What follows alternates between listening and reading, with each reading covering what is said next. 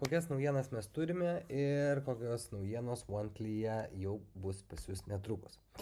Taigi spaudžiu naujas pasiūlymas, pradedu tarkim nuo tuščio šablono ir vietoj vieno apvalaus pliuso, kaip matydavot anksčiau, dabar matote du mygtukus, pridėti turinį, pridėti produktą.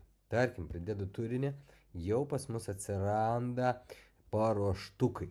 Tai yra įvairių blokų paruoštukai, kuriuos galite naudoti pakeisdami tiesiog su savo informacija. Ne, bus išsaugoti jūsų ir bus išsaugoti sisteminiai paruoštukai, kuriuos galėsite naudoti. Tarkim, atsiliepimų bloką norėjote įsidėti, pasikeičiat savo informaciją ir naudojat.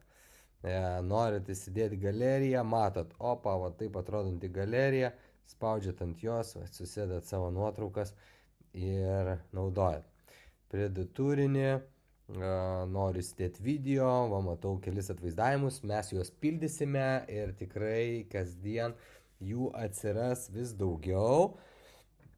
Va pridedam video skiltį, galiu pasispausti čia ir pasikeisti, redaguoti video iš YouTube ir įsikelti savo norimą. Taip pat ir su produktais. Spaudžiame pridėti produktą, nebeiššoka tą didelę lentelę, matome paiešką čia. Opa, pliusiukų 1, 2, susidėjom norimus produktus.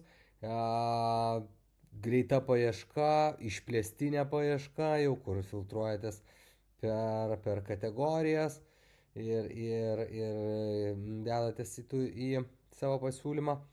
Ir taip pat štai čia sukurti naują produktą toliau išlieka, kuriatės naują produktą ir taip pat pridėti produktus, sukurti tuščią eilutę. Visas valdymas keliasi naujoj Wantly versijai į kairę, kad realiai lengvai naviguotumėte ir nereikėtų blaškytis po iššokančius langus.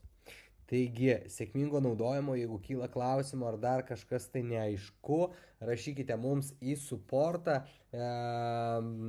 susirašinėjimo ikonėlę dešiniam apatiniam Wantly kampe, o mes ir toliau stengiamės padaryti jūsų naudojimo patirtį vis geresnę ir geresnę. Sėkmės naudojant. Iki.